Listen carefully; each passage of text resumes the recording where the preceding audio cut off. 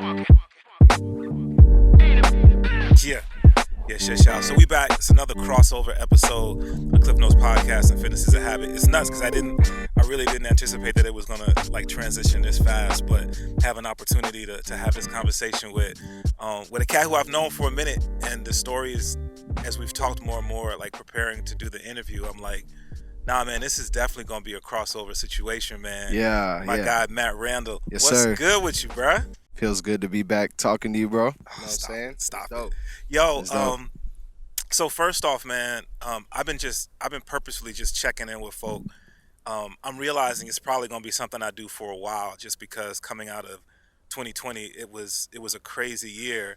We're gonna get into, like, it was even more crazy potentially than the average person for you, man. Right. Like, just off top, bro, how you doing?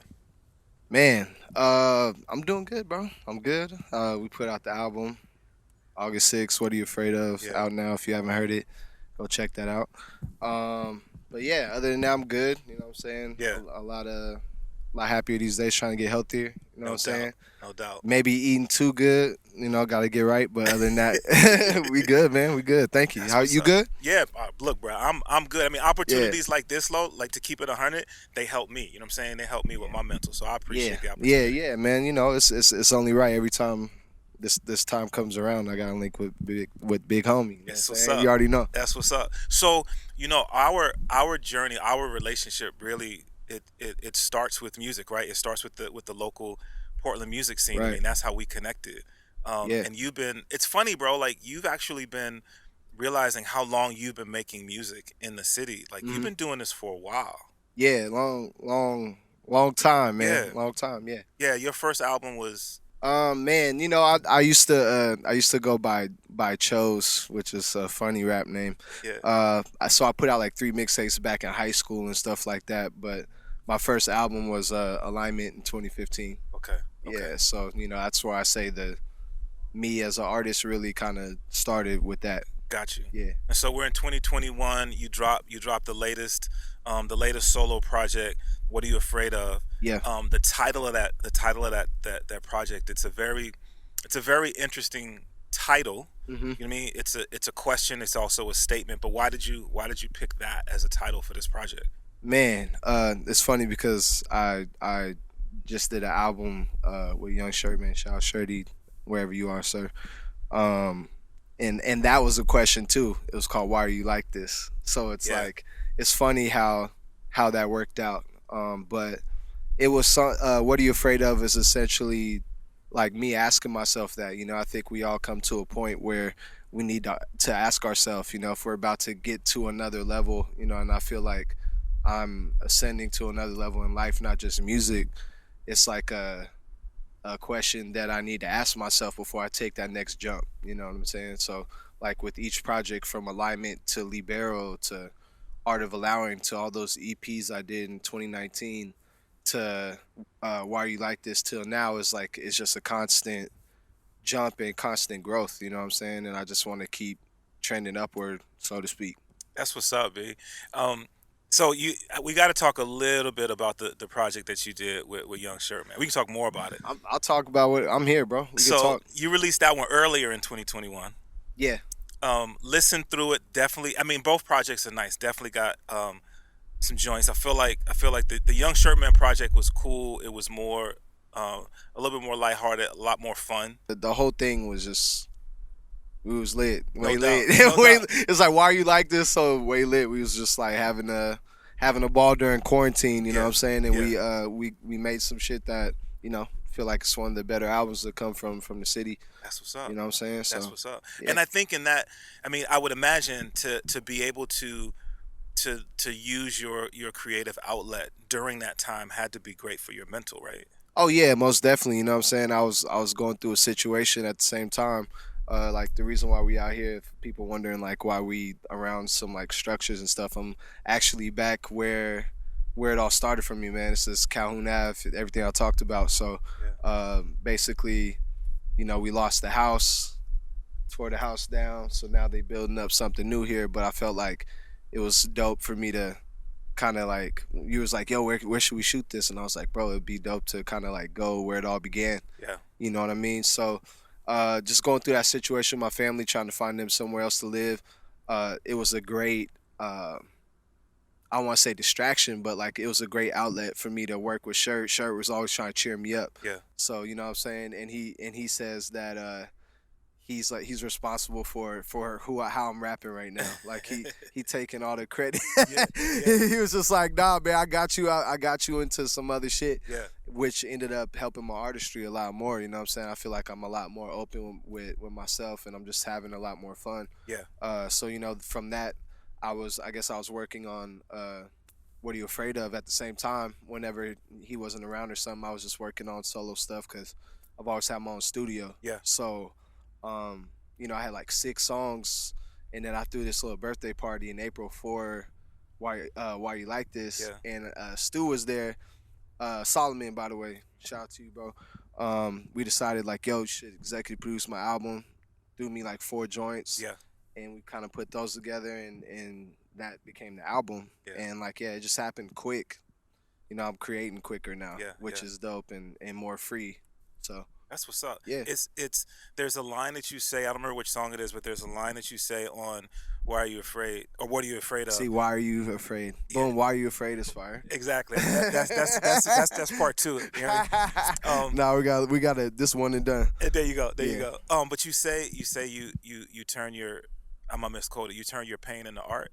Yeah, let's see. Where's a good place to start? Take my pain, make it art. Yeah. So basically it's like me taking what I go through and yeah, just putting it into my music, because that's the best way for me to express it. Yeah. Sometimes when I speak to someone or something, I might like not articulate it as best, you know, so that's why I put it in my music, and I Yeah. think that's the best way for me to do it No doubt. most times. No doubt. And so when people get an opportunity to listen to this album, they're going to really get to hear this story. So let's talk about this a little bit, man. So All right. as you mentioned, for people who are watching, you can see where we're at. For people who are listening, we're on the property where you grew up. Yeah. And you shared that we're on the property where really like your art began in terms of writing and then recording. When you and I first met, I was trying to remember, you were engineering. Right, out of here. Yeah, like Yeah. on this spot, right? Yeah. There's the house that you grew up in is no longer here. Right. And earlier in, was it 2020 or was it 2019 when the transition here really began to happen? 2020. 2020. Yeah, it was May 2020. Okay. Yeah. Okay. Yeah, like, you know, I heard about what was going on, so we sprung to action. It took like, I guess we had to decide that September it was like kind of like a lost cause. So we had to sell the property, and then, you know, they demolished it back in March of this year. So now they're, you know, it's August, and they're creating, you know, what the next phase for this property is. Yeah. You know, it hurt to lose it, because, you know, I really wanted to like be able to fix up the house, Right. so they could remain there, Yeah. you know, in better conditions, and then hopefully, you know, take over the house, pass it down to Knox. You know what I'm saying? Like that, I wanted to try to start something generational, you Right. know, but ultimately it didn't work out that way. But, you know, for all the better. My parents are in a good situation, living in an assisted living facility where they're getting help around the clock, and that's what they needed. And yeah, it just worked out for everyone, you know.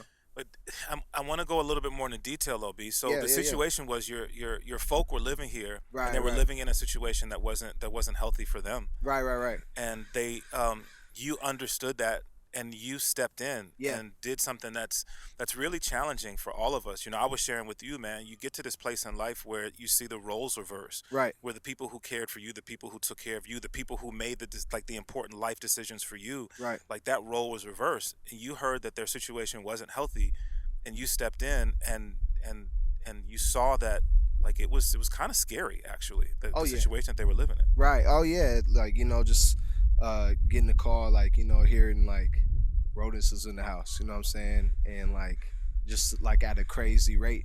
You know, so automatically I was like, we gotta step in, me and my cousin Rachel, you know, like without her helping me, it was just us at first. And you know, it became bigger for where my friends wanted to come help, or I had to go Facebook route. I went on Facebook, said something about it. Then I made like this little video about what was going on, and that kind of like went viral for a second, and created like a GoFundMe to help pay my grandma back for what she spent to try and get her yard. You know, like this was all blackberries, bro. Like this was all like a jungle. You know what I'm saying, back here. So, you know, just having the what are you afraid of again is like me being scared to admit what was going on. You know, I hid that a lot. A lot of people wouldn't have known that I grew up like that. You know what I'm saying? And it's very common. 90% of someone in their family has someone that hoards. Yeah. You know what I'm saying? Yeah. So it's like it happens. You know, it happens with loss. You know, my grandfather passed away when I was 14 years old, and that, like, you know, he had Alzheimer's before that. So my whole life, it went from they were taking care of him for the first 10 years, whatever, my life, lose him. And then, like, from there, you know, it just happens. You just want to hold on to everything, you know? So, like, I think that's what was going on. And then my mom felt powerless in a situation to where she didn't want to piss off her mom. But, you know, she's like, I don't know what to do. Yeah. So, you know, I just had to, for me, I felt powerless too in it when you're in it. So I worked so hard to get out of it to where I could come back and help. You know what I'm saying? It took a while. But, like, ultimately, it all worked out. You know, I did everything I wanted to do. You know what I'm saying? Like, so finally closing this chapter and moving on in life is a good feeling. That's crazy, bro. You know, the bro, I mean, it's so heavy, bro. When you think about the impact that had to have on you mentally to see your family in that situation, right? To take on that leadership role, but then to put your business out there, bro, and to have to ask people for help, bro. That's the hardest part. I mean, that's how I learned about it. I saw that you reached out and said, look, this is the situation I'm in, and the community showed out for you, bro. That's big time. That's gotta feel good. Oh man, big time. You know what I'm saying? Like, shout out to Randol Wyatt, to Koya. She helped organize the cleanup crew September 5th last year, so it's coming up on a year since we like did that big clean. Yeah. Shout out to every single person that came through, you know, that helped me out. You know, I don't want to like just try and go name everybody because there's too many people. So like I just thank everybody, you know what I'm saying? The people that were in this neighborhood that cared about my mom and grandma, you know, we lived here for like 29 years, you know, from the time I was 3 years old till last year when we lost the house. So, you know, people know my grandma, you know what I'm saying? She's synonymous with St. John. She's born the same day that St. John's Bridge was dedicated. Wow. So, like, people know her, you know what I'm saying, synonymous with that. That's why I represent that so much. It's not as much me repping St. John's as much as it rep my grandma, too, because, like, they're hand in hand, you know what I'm saying? So that's why I you know, I'm so proud to be where I'm from and being able to make a difference. And, like, you know, it's crazy to think I really saved my family's life, you know what I'm saying? Like you said, just that responsibility of they took care of me, you know, and the roles reversed, and it's kind of like I didn't realize how heavy it was. I'm hitting up Medicaid, and you know what I'm saying? I'm like advocating, you know, and it's crazy how the system is messed up for older people. So like I started seeing the ins and outs of that, and during COVID, you know what I'm saying? So like they got approved for a place in December, but couldn't move in until February because of COVID. You know, people got sick in there, so they had to wait until the coast was clear. So it was just like it was a lot, man. And at the same time, I'm making the best music of my life, though. That's crazy. And I got my first place. My son got his own room. So like a lot of things was going on for me to be like, man, it's crazy. So that's why I'm in such a space right now where I'm creating this stuff. You know, I'm just making the best stuff every time I get in the studio. So you know, it's funny, bro. So I have this perspective, and I don't know, man. That's sort of how I move. I so believe that everything is perspective, right? Yeah.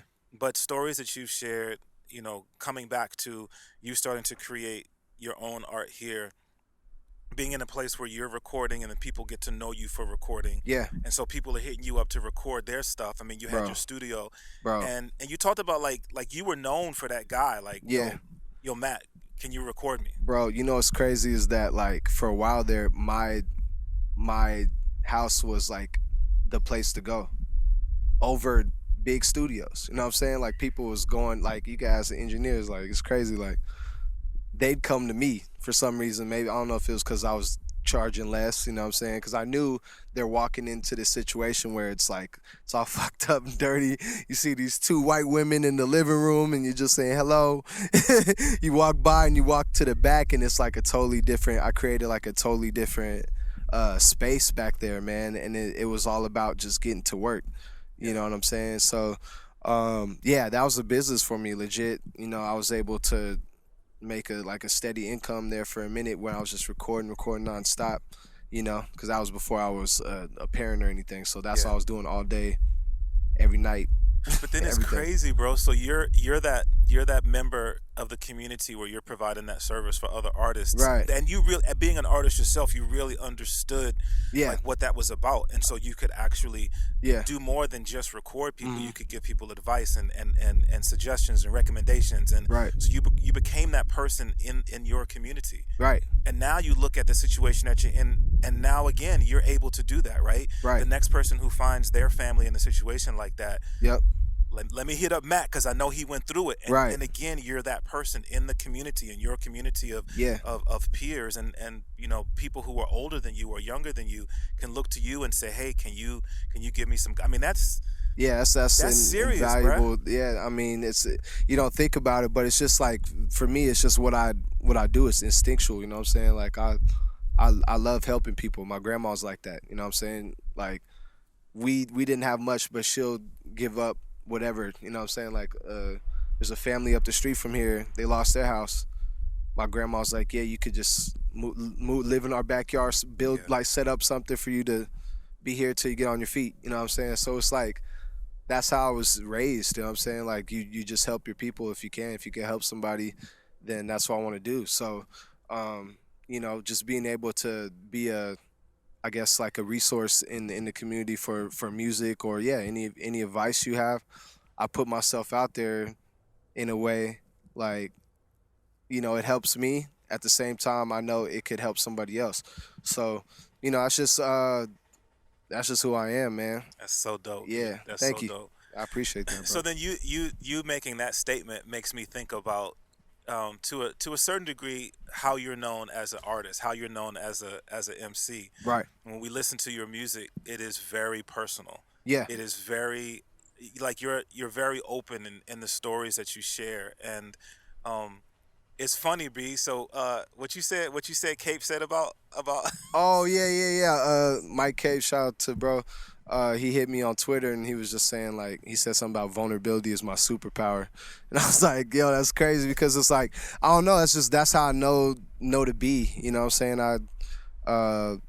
Yeah, like when you get close to me, get to know me, you start to learn what I came from and what I went through, where I am now. You know what I'm saying? So I just feel like with this album and stuff was like, it was for me, like, to really put that on a whole nother level. Now that it's out there, you know what I'm saying, I gotta stand on that and also, like, find a way for it to help someone else, because I'm sure there's so many other people that grew up in bad situations or might not even have had a house to live in. You know what I'm saying? Like, I'm not trying to have people feel sorry for me that I grew up like that, you know, because I was thankful to have something that I still found a way to become a decent person, I feel like, you know, even though I live like that, you know what I'm saying? Yeah. And a lot of people don't have that, I guess, that mental strength sometimes. You know, I knew a lot of people that they were on point and they lost their way, you know what I'm saying, over time. And I got family members that just, you know, that kind of lost their way over some situations. And this was a situation that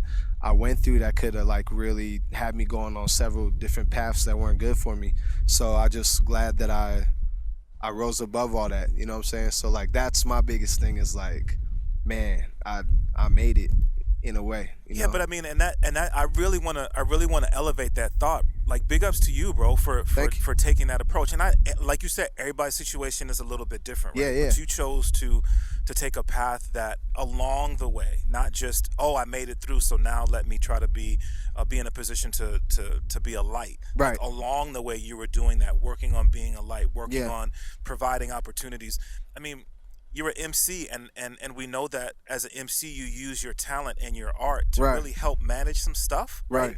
But you're also providing relief for some people, because the art that you make can be that escape for someone else. So even in the art that you make, you've chosen to do it in such a way Mm-hmm. that it can help people just kind of manage their day to day. A little bit of escapism for for some people, man. And I just think Yeah. I think that deserves to be highlighted, because some people don't choose to go that route with their art. Some people choose to accentuate the negative, and you've chosen to not do that. So big ups to you. Thank you. You know what I mean, for choosing to go that way. Yeah, music's my escape, bro. You know what I'm saying? Like Yeah. it's dope to.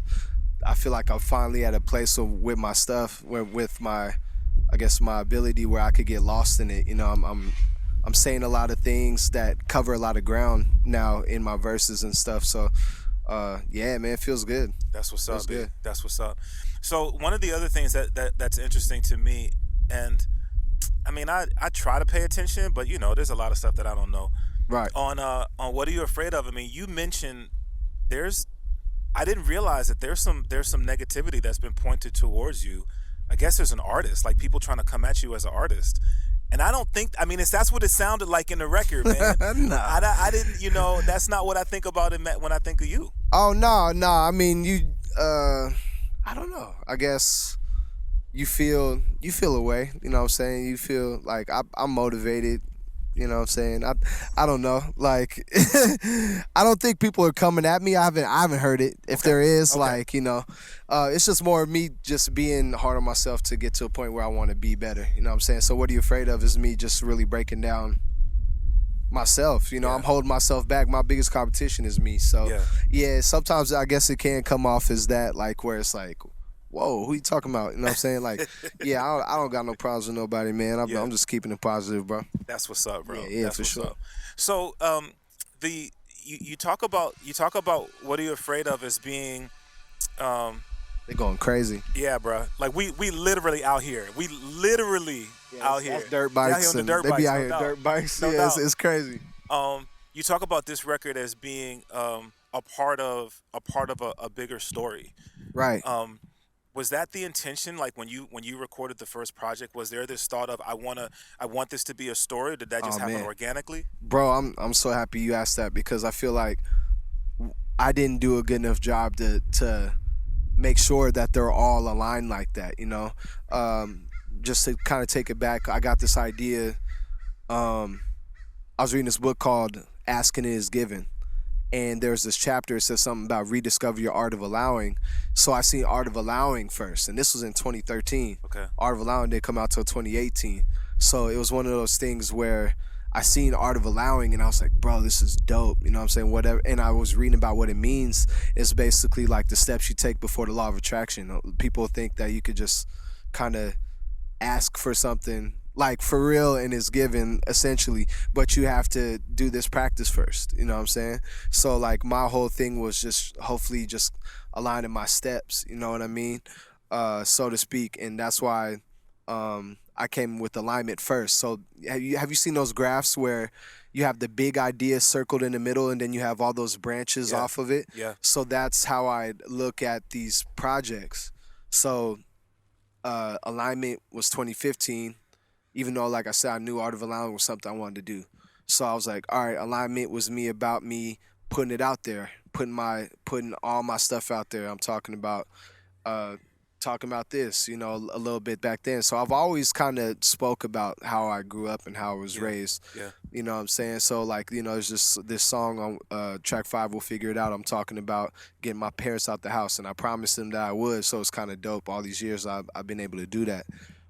So I'm talking about that. I'm talking about being a father for the first time. I purposely waited until my son was born, until I like finished that project and put it out, because I wanted to know what it's like to, I feel like my music was missing something, but that my son like brought that energy that I was missing. So talking about struggles that me and his mom was going through, you know what I'm saying? Shout out to her, because we're good now, we're great friends now.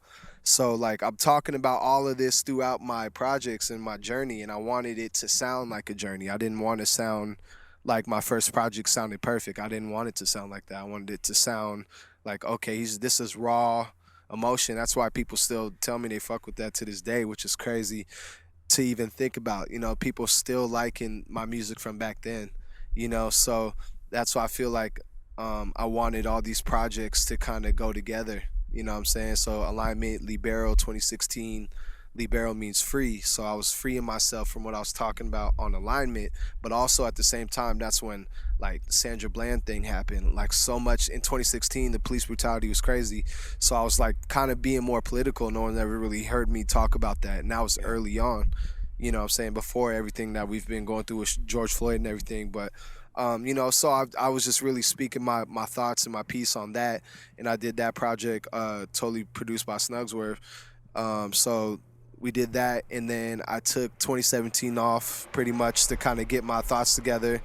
Things went crazy that year, and I decided, all right, I'm about to start on Art of Allowing right now, and so yeah, it went from, I think, like September 2017, I got it done, like maybe August 2018, put it out September.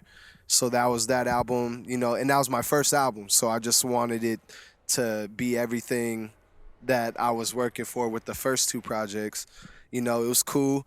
Like I'm my biggest critic. I could go back and listen, and I'm like, there's some things I probably shouldn't have done that. But that's what your first album is, though, essentially. So I wanted that experience too, of having like some misfires, in my opinion. There are some strong songs like Built.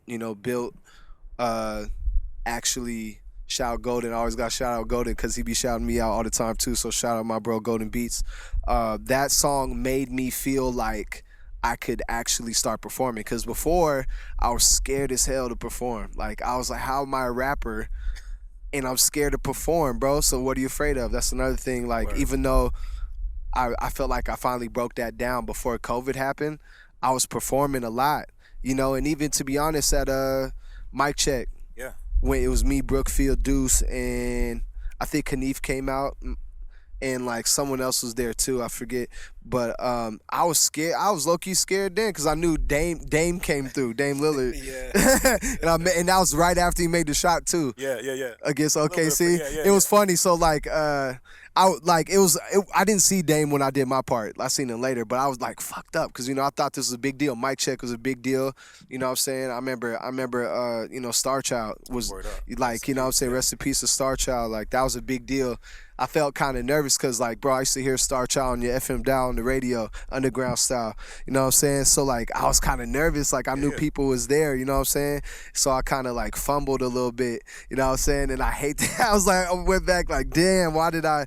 That's one show I'm like, you know what I'm saying? I wish I could get that moment back.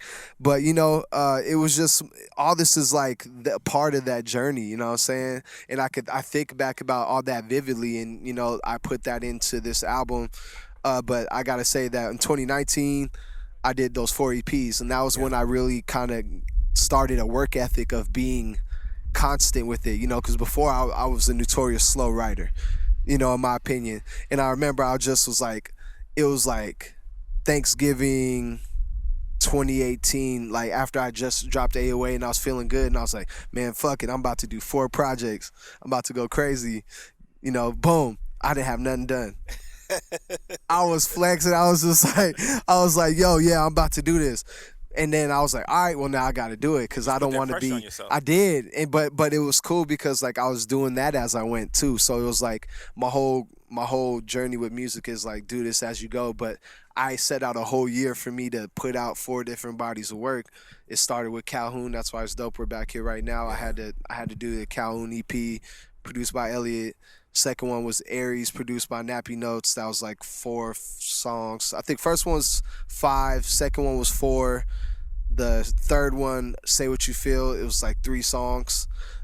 Produced by Kiel and Dart. Shout out to them. They produced for Westside Boogie and a lot of people. And then I did the Stress Project. And that's when we spoke. You know what I'm saying? I did with Besus, Harvey Bird, Sir Nye.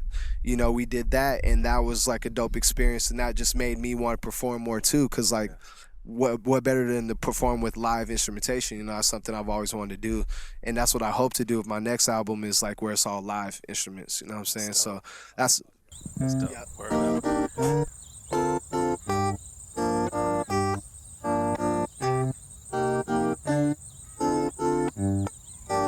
up.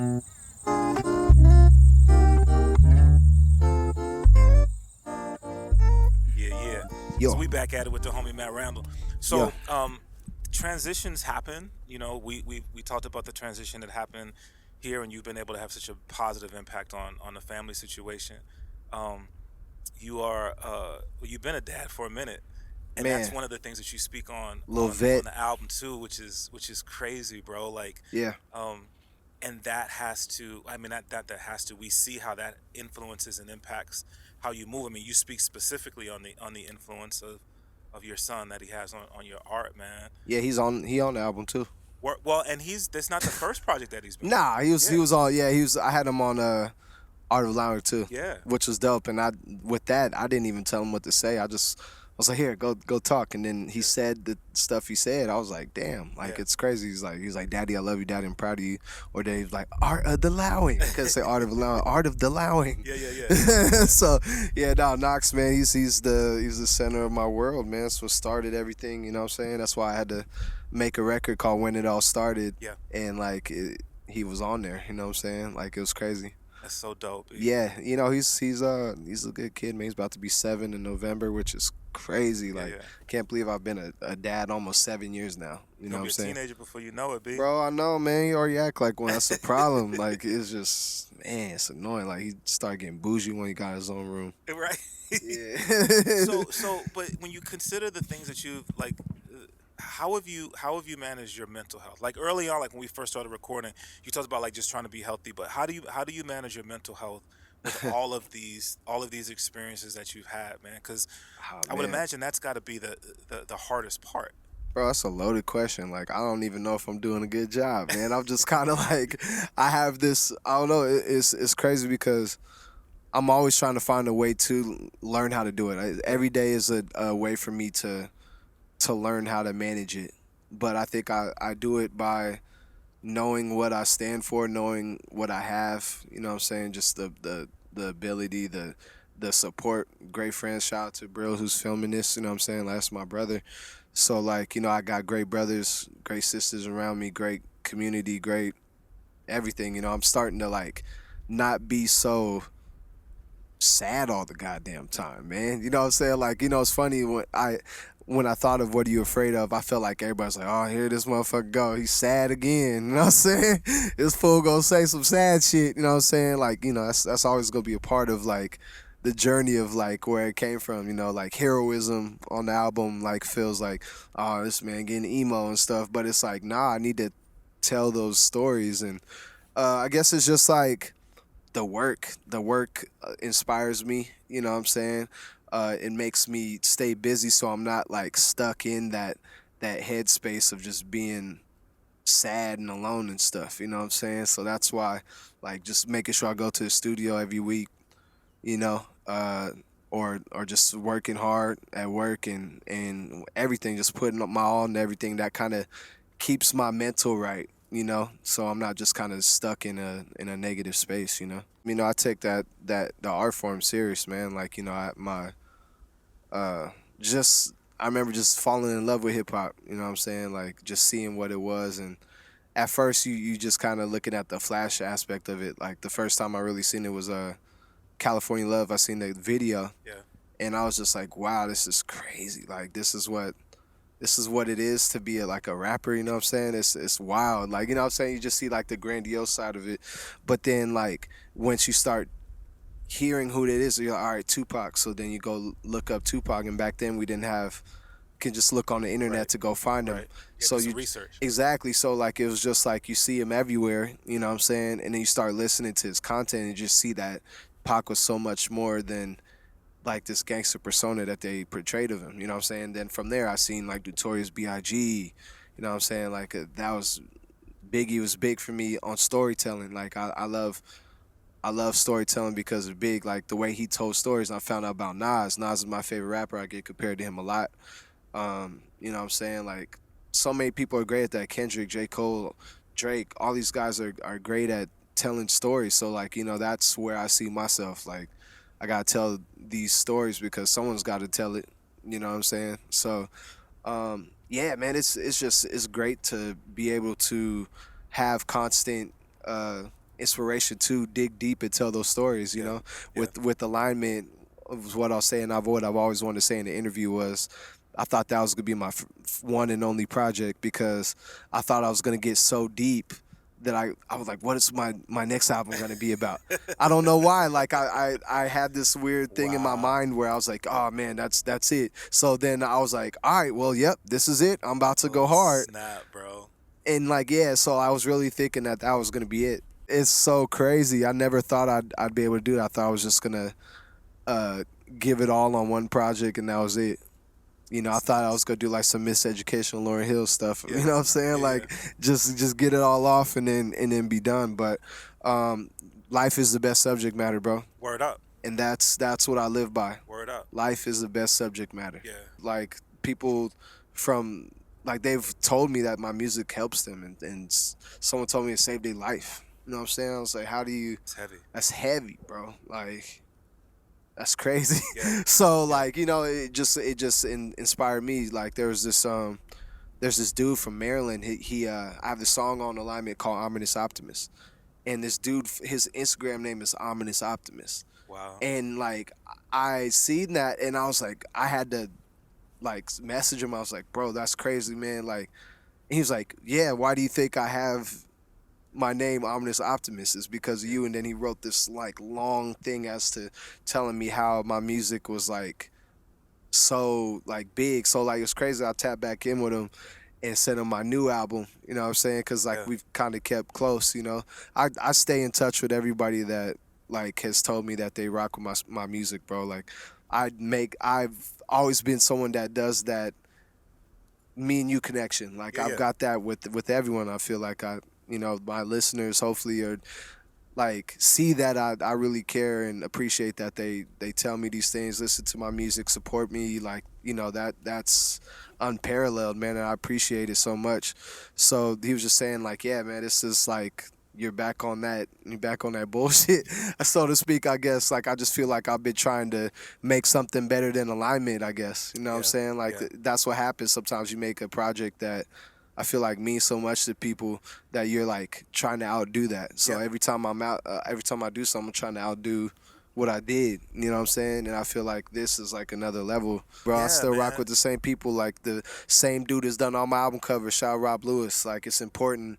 There's little layers, bro, that are part of this that I have to highlight. Is like he's done all my album covers. My boy Matt Hayes has done my visuals for the albums. You know, like I keep that consistency, and like along the way I've built with people like Brill and like Milk and Selah and Mal London, Manny Monday, Shirty, everybody.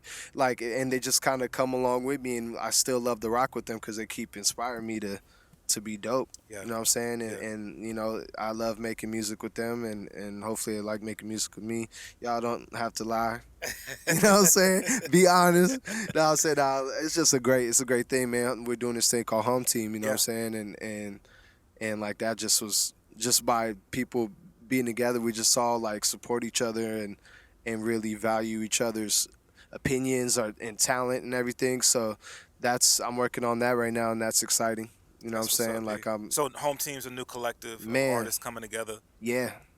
We're like a little society, man. You know what I'm saying? Like it's just I just love bringing the best people together, you know what I'm saying? Like that's one thing about me, and anyone, if they ever said that I was like hard to work with or like don't like working with the best or trying to put myself in a position where I'm sparring with the best of the best out here, then that they telling you a lie, bro. Because like I love that. I love it. Like I that makes me go hard, you know what I'm saying? Like I love rapping with Milk. Cause like every time I do a song with Milk, I'm like, Milk got me fucked up. You know what I'm saying? Because like, I mean, not just gonna, you know what I'm saying? Like, it's just like, oh man, it's Milk, and then like Matt, he cool. Nah, you gonna hear like we going crazy, iron like, sharpens you know what I'm iron. saying? Like I got like, you know, like with Brill, I love when Brill raps because like I got him on my album on a song called Say About Me, and like I just when I heard it, I was like, yeah, this is bro. And I only did like an 8-bar verse. Cause like he spazzed so crazy, and the way it was set up was like, that's dope though. I love that. I wanted him to do everything he did. And then I was like, yep, let me just add my little piece. I had the hook on there, so I'm represented on my own shit. You know what I'm saying? But I love hearing people shine. I love when people like, cause I think I'm setting this precedent where like you get on a song with me, you give me your best shit, right? And cause I'm about to give you my best shit, and I love doing features. You know what I'm saying? Like having Boogie on the song was dope because I've been listening to him for a minute, and like he didn't give me no bullshit. Like he gave me a fire verse, you know what I'm saying? Stu gave me fire, Solomon gave me fire beats, you know what I'm saying? Everybody gave me fire beats. Everyone gave me the verses that I needed, and they fit with the concept of the album. So like all around, man, it was like a team effort. It's not just me, you know what I'm saying? Of course, it's my album and my ideas or whatnot, like from my perspective, but like everybody came and they heard what I was doing and they just added what they could put their fears into it, you know what I'm saying, and put their talent and their effort into it, and it's just made this album everything that I wanted to be and more. Yeah, man. So I was just saying that I feel like the story is so much deeper, and I wanted to have it be a part of the crossover with Fitness is a Habit because Fitness is a Habit is about physical, mental, and spiritual wellness. I mean, it's about the whole. For me, it's about the whole person, right? And so we've talked about the mental part of what you do in terms of creating art. You mentioned earlier, like you trying to be a little bit more healthy. So what you doing for your physical? Man, trying to work out again. I gained a lot of weight during quarantine, man. You know what I'm saying? Which is crazy. I've never been this like heavy, which is funny because I still appear skinny, but like so yeah, just trying to eat better, trying to, like you say, I gotta do these mental breaks and just learning, like, because I'm getting into my 30s now, so I gotta like, things are different, things are slowing down. Bruh, you know what I'm saying? You don't even know, but wait till you get to my age. I know really that's what I'm saying. I'm trying to like learn these habits now, so like by the time I do get to that age, you know what I'm saying, that I'll be in a good shape. I want to be one of them like older cats that's healthy, you know what I'm saying, like Nike track suits and all that, you know what I'm saying, like like when my son brings, like, you know what I'm saying, like brings friends around, like, okay, his pops is on it, you know what I'm saying, so yeah, I ain't trying to be on the couch, I ain't trying to be like no Al Bundy sitting on the couch, you know what I'm saying, like I'm trying to be right, so yeah, that's, and like, yeah, like you said, that mental health is a very big part of fitness, is, you know what I'm saying, like, so yeah, that's really what it is, clearing my mental and get my physical right. Word up. And then you touch on it throughout your art, in terms of your spiritual belief. And I mean, full disclosure, bro, for me, spirituality early on, for so much of my life, I associated it with religion. But as I've gotten older and I understand that spirituality is so much more than that, and in my opinion, from my perspective, the things that you have done, the lives that you have impacted, is one of the greatest examples of spirituality, right? That we can see. Another phrase that I try to live my life by is louder than words, because it's really easy to say, oh, I want to do this thing or I'm going to do this thing, but you've shown louder than words that you put those things into practice. So is it fair to say that that's just an example of your spiritual walk? Definitely, man. Like I actually like have a record on my album called Spiritual Warfare, and it's like, and that the meaning behind that, at first I was gonna call it Almighty, cause like I just was like, I felt like I'm more spiritual. I wouldn't say I was I guess baptized in an Episcopalian church, so like that's like kind of close to Catholics in a way, so like that was instilled in me early on. But what I noticed as I got older, like it wasn't more really about me going to church or anything like that. I kind of didn't like align with everything that Episcopalians, I guess, are about. But like I definitely have a belief in a higher power, you know what I'm saying? Like there's definitely someone like ordering my steps, and I got people upstairs pulling strings for me, you know what I'm saying? My pop's grandfather, who I lost, my cousin Lex, who like I speak about a lot, you know what I'm saying? Derek, man, Michael Johnson, so many people that like I've lost, and I feel like they're up there and they're like guiding me, you know what I'm saying? I really feel that's what it is. So like when I say spiritual warfare, is like sometimes I battle with it, because when things happen and they don't make sense, you a lot of times you question like, why God, why me, you know what I'm saying? So like I felt like that record was big for me to do, because like yeah, we struggle with our spiritual beliefs, and sometimes it's just hard to be motivated to continue on and live a life that you live. You know what I'm saying? Like sometimes like you want to just go and hit a quick lick or something to get some paper, you know what I'm saying, or whatever, or just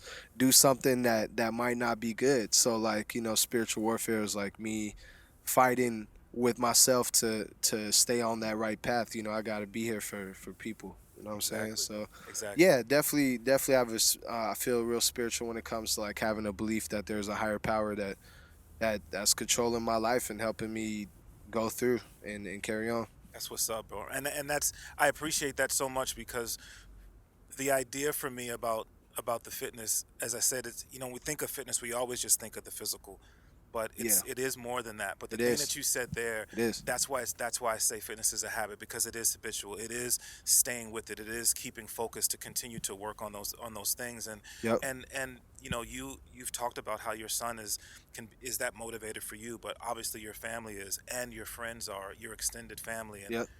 so I just want to say thank you, bro, for being so vulnerable with your art, but then also here today, you know, just really kind of letting us in and seeing um, the benefits of living a full life, man, and a life outside of yourself, Mm-hmm. allowing us all in, man. So big ups to you for your vulnerability, and, Sure. and thank you, man. Thank you for who you are. Yeah, man, that's love, man. I'm glad that we had this opportunity to come back here and film this here. You know what I'm saying? I'm grateful for Brill being able to film this, grateful for you to be here and have this conversation.